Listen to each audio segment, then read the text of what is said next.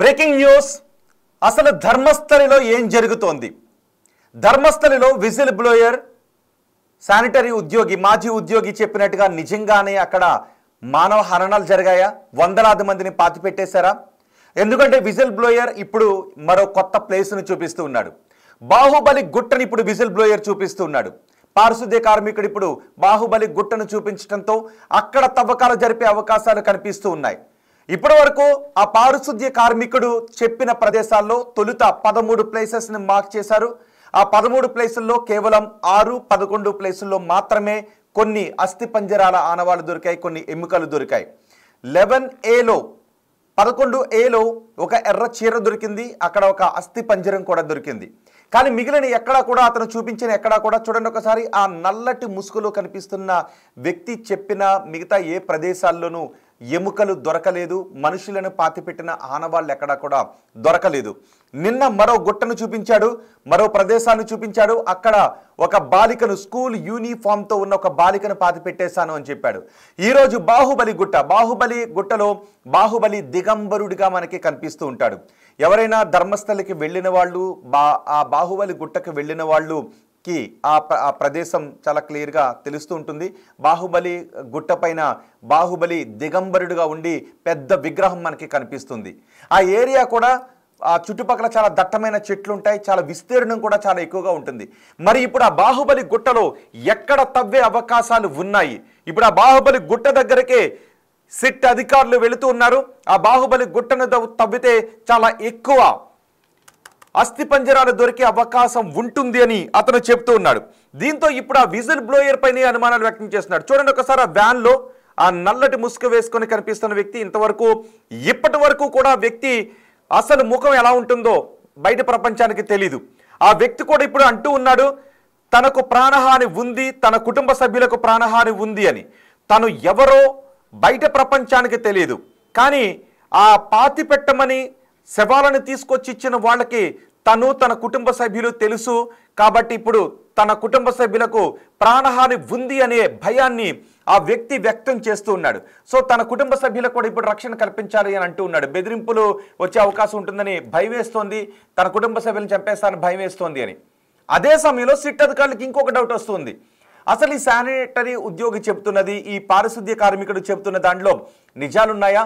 లేదు ఏదేదో భ్రమపడి ఏదేదో ఊహించుకొని అతను చెబుతూ ఉన్నాడా?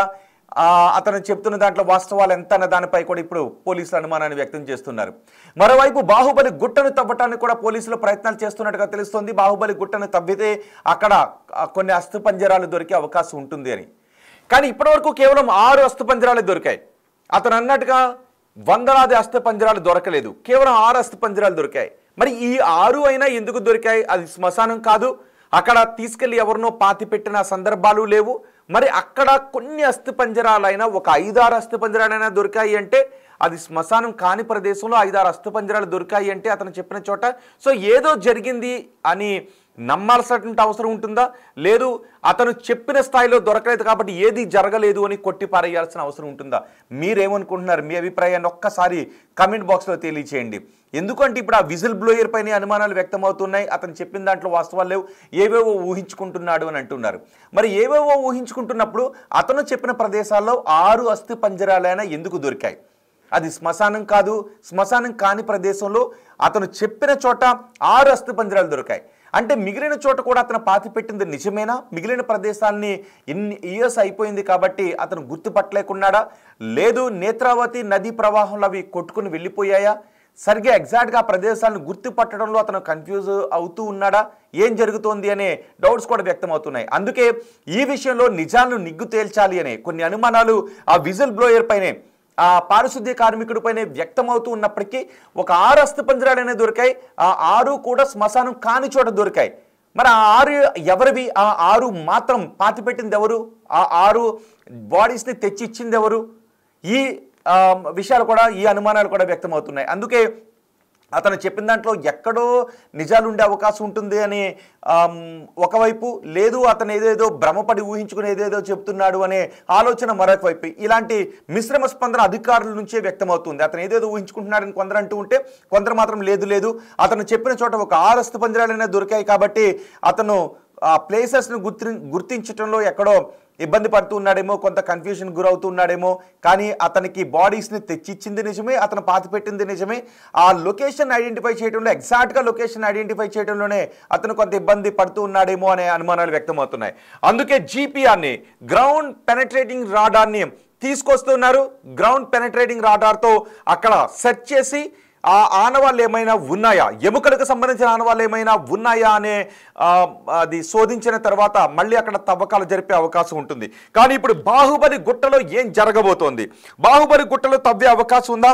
బాహుబలి గుట్ట దగ్గర కూడా తవ్వకాలు జరిపితే అక్కడ ఎవరైనా దాన్ని అడ్డుకునేటువంటి అవకాశం ఉంటుందా? ఇప్పటి వరకు ఈ వ్యక్తి 13 ప్లేసెస్ని చెప్పాడు. ఆ తర్వాత మరో ప్లేసెస్ని కూడా చెప్తే 11/A ఇలా ఎక్స్టెండ్ చేసుకుంటూ వెళ్ళారు. ఇప్పుడు కొత్త ప్రదేశాలు చెప్తూ ఉన్నాడు.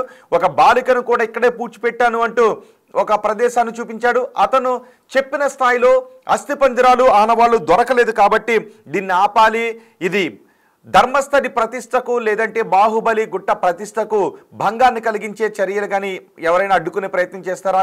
ఇప్పటికే అక్కడ ఉన్న కొంతమంది యూట్యూబర్స్ పై అసత్యాలు ప్రచారం చేస్తున్నారు, ధర్మస్థలి ప్రతిష్టను దిగజార్చే పనులు చేస్తూ ఉన్నారు అంటూ కొంతమంది యూట్యూబర్స్ పై స్థానికులు దాడి చేశారు. ఆ స్థానికులు ఎక్కువ మంది దాడి చేస్తూ ఉండటంతో వాళ్ళని అరికట్టడానికి పోలీసులు అక్కడ మొన్న లాఠీ చార్జ్ చేసిన పరిస్థితి కూడా మనం చూస్తాం. పెద్ద ఎత్తున ఆందోళన కూడా చెలరేగింది.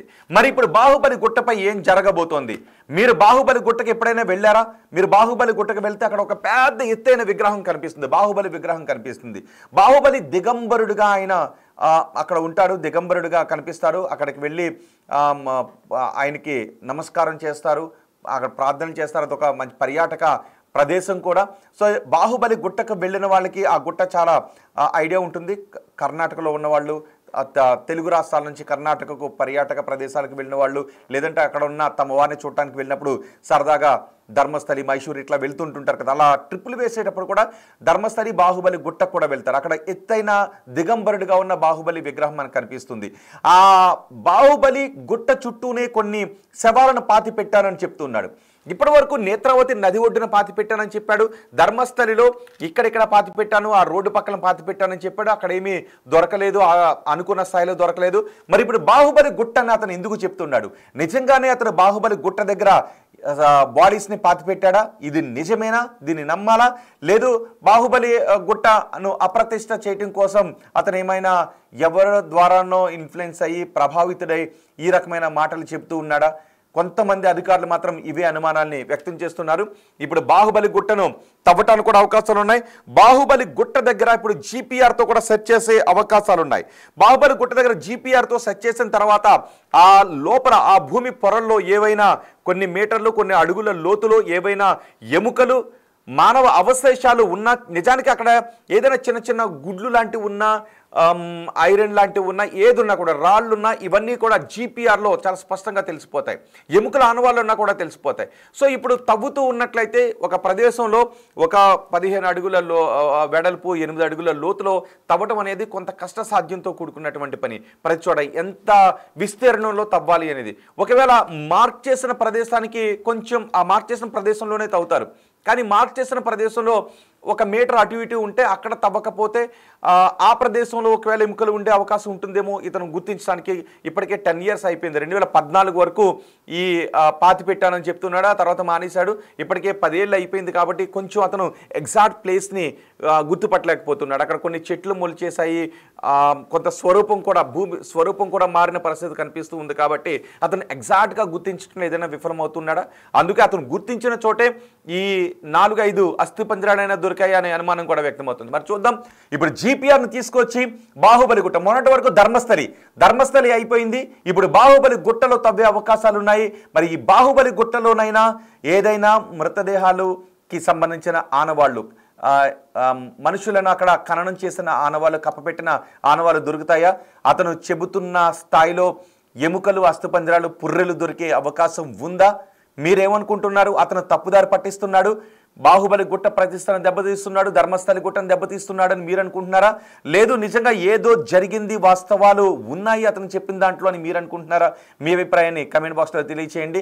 మరి ఇప్పుడు మరోసారి ఆ విజిల్ బ్లోయర్ని చూడండి ఒకసారి. అదిగో ఆ విజిల్ బ్లోయర్ని మరోసారి విచారించే అవకాశాలు కూడా ఉన్నాయి. అసలు నువ్వు నిజం చెప్తూ ఉన్నావా, ఏదేదో ఊహించుకుని చెబుతూ ఉన్నావా అని తనని అడిగే అవకాశాలు ఉన్నాయి. అయినప్పటికీ కూడా అతను చెబుతున్న దాంట్లో ఏదో వాస్తవాలు ఉంటాయి. కొట్టి పారేస్తే ఏదైనా వాస్తవాలు బయటకు రాకుండా ఉండిపోతే చాలామందికి అన్యాయం జరుగుతుంది అనే ఉద్దేశంతో సిట్ అధికారులు అతను చెప్పిన ప్రదేశాల్లో తవ్వుతూ ఉన్నారు. ఇప్పుడు జీపీఆర్తో తవ్వితే ఎటువంటి వాస్తవాలు బయటకు వస్తాయో చూద్దాం. జీపీఆర్ను ఉపయోగించి తవ్వకాలు జరిగితే అండ్ బాహుబలి గుట్ట చుట్టూ చాలా పెద్ద విస్తీర్ణం కాబట్టి మరి ఎక్కడ మార్క్ చేసి బాహుబలి గుట్ట చుట్టూ ఎక్కడ మార్క్ చేసి తవ్వుతారు? జీపీఆర్ని ఉపయోగించే తవ్వుతారా?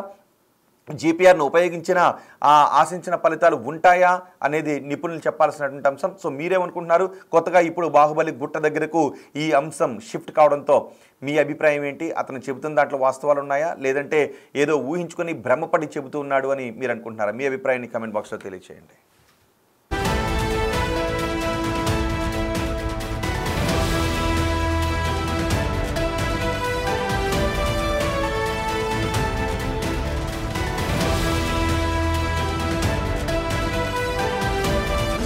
The Big Folk Night 2025 celebrating the soul of Telangana. August 23 సాయంత్రం 6 గంటల నుండి ఎల్బీ స్టేడియంలో. టికెట్స్ బుకింగ్ కోసం ఎంట్రీ వాలా యాప్ను డౌన్లోడ్ చేసుకోండి.